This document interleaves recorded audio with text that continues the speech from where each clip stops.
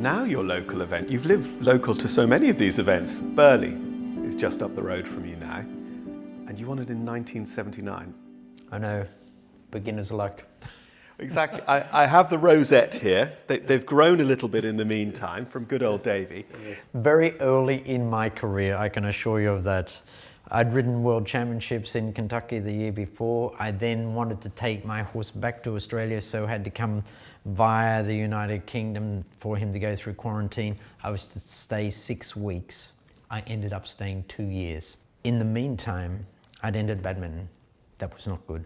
So I was staying with Mark Phillips and the Princess Royal at the time at Gatcombe Park, and they said, we think you should go to Burghley. So they assisted me in putting entry in, so I go to Burghley. 4th after dressage. I thought, well, this is a good start. Canter off to the first fence on the cross country, a really bad jump. I frightened myself over the first fence. Good jump over the second fence. Third fence, not a good jump. 4th fence was a huge triple bar over a big ditch. I took every long option. There were only 2 horses inside the time. Torrance Watkins at the time on a horse called Poltroon, a coloured horse, and myself with Davy. I'm in the show jumping. There was one fence which is the wall. I hit the brick and the brick goes like that and then just sits back into place. I end up the winner. I could not believe it. But the funny part about this whole story is, before the show jumping phase, Charles Stratton, who was the chairman of Burghley Horse Trials at the time, I'm sitting in a little caravan that the Princess Royal and Mark Phillips had towed behind their lorry to get there. And Charles Stratton, he comes to the door. He said, Andrew, what is your national anthem?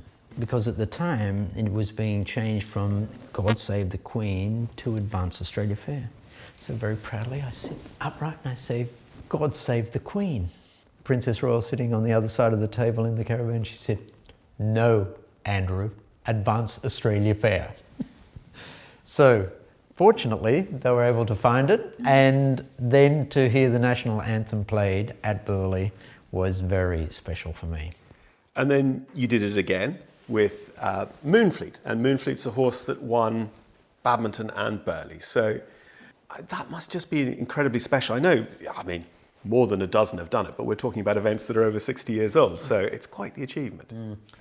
It was a long time from winning Burghley in 1979 with Davy to winning with Moonfleet, the horse owned by John and Sue Magnier, and a horse that came from racing that was just the most wonderful horse to see galloping cross country, and also for me to ride cross country. When you walk along looking at the plaques, you see Andrew Hoy 1979, and then it's a good 300-metre walk before you see the next plaque with me winning. But Burghley is a very special event. I would say that there is a real art in riding the cross country course, because it's rolling terrain and you've got to know when you can just allow your horse to take a little bit of a breather and when you can just squeeze your horse for the horse to run a little quicker to try and get the time. So that's why I said 1979, beginner's luck. With Burghley coming where it does in the calendar,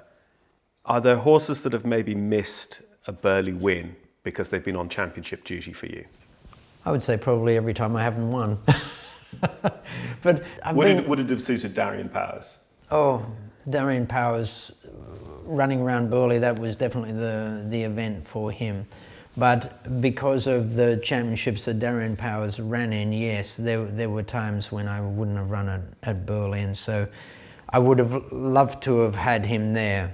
But he's a great horse. He won me 2 Olympic team gold medals, and so Olympic gold medals or Burghley, well, at the moment, you cannot take away from Olympic Games because this is the biggest sporting platform in the world. When it comes to our 5 stars, Burghley must have a special place in your heart with that early victory, and then to come back and now to live so local. Burghley has for me, a very special part, as you say, in my heart. Number one, to win it the first time you ever go there. I've just always had a very nice feeling with Burghley. Like the last time we were there with the children, Philippa had the little dachshunds that we have, and she's running up and down the trot-up strip and seeing whether they're level or not. And so who knows whether one day she might actually be there and I get to see it from a parent's perspective. Well, that could be scary. Could be terrifying. That's going to be more scary than me riding myself. Tell me about that, because we've talked about some of those early courses and you said, oh, I went to this championships and it was terrifying and blah, blah, blah. Burghley, I think in particular, it's always had designers who are real horsemen, and it hasn't maybe necessarily gone in for the rider frightener, but it's always a beefy course. Like when you think of Philip Herbert, Mark Phillips on a couple of occasions, Wolfgang Feld for his period as well. It's a great cross-country competition, but there have to have been times when you came back from walking the course white. Walking the cross-country course on many occasions, first time round, I've thought this is not possible.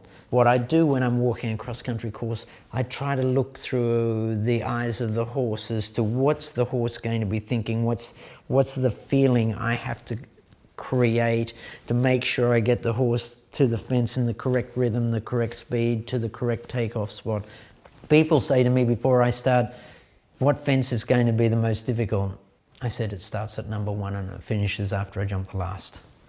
There must be times, given where it is in the calendar, that you've come back with the gold laurels from an Olympics or something, and you've come into Burghley, and people like me are on the tannoy going, well, here he is, the Olympic gold medalist, and it's just gone. You have to be careful not to listen, and I hate to say this, but not to listen to your commentary.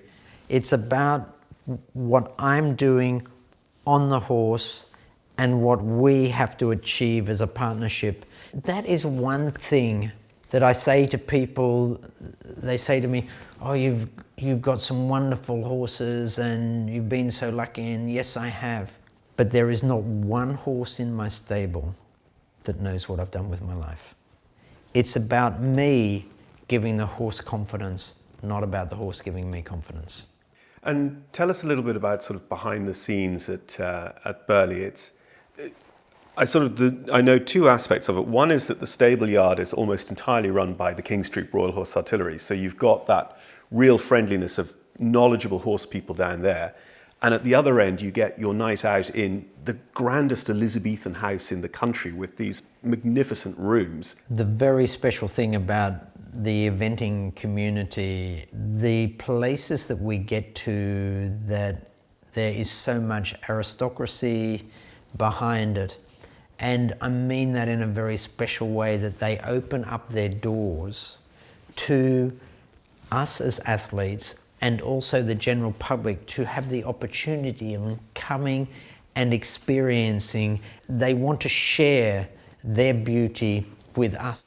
And Team Hoy now are being supported by the Oxton Liqueur Company, and you've provided me with this very, very nice Bramble whiskey liqueur, and I know it can be 4 seasons in one day at Burghley, and that would go down very nicely, I think. But that helps you support those people behind you as well, to give them a treat. The support that I get from them is just exceptional. My horse owners, they don't want to just see their horse run well and for me to have a good experience. They want to enjoy the day as well. And what this association can do is just really help them to enjoy a day, have something that is very special, something that is homemade, something that there is passion that's put into the product. Unbelievably special. We were talking about cross-country, and we talked about rider frighteners back in the day, Colonel Weldon's course or what have you at Badminton. And now it seems that the whole sport has aligned behind forwardness. The dressage tests are written to support real forward attacking cross-country riding, and the same is true in our show jumping, where we're jumping now mini Grand Prix in the technicality of it. So we've seen the whole sport develop in a technical fashion in a huge way, but also now to really reward forwardness and harmony. The quality of horses at the top of the sport today is just incredibly high.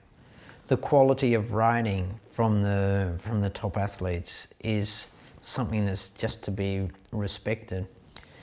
You cannot be successful in our sport if you don't love your animal, if you don't care for your animal, the well-being of your animal. And that's something that is great, that has developed over the years. And albeit that we can all make mistakes and do things that don't work on the day, we are all working for that one goal of complete harmony between the horse, the rider, and creating absolute pleasure and joy for the people watching. And talking to you today, I mean, this sport, you've met princesses, prime ministers, presidents. You've won medals. You've won the events at the top level. It seems like you still bounce out of bed every day wanting to do more, and you love it. There's a very great saying that a very special lady has told me, and that is, Andrew, what goes on in the brain goes down the rain. For instance, this morning, so that I could be here on time, I rode my first horse at 5 a.m. I had my staff out before that so that I could be ready for 5. I can't do it alone.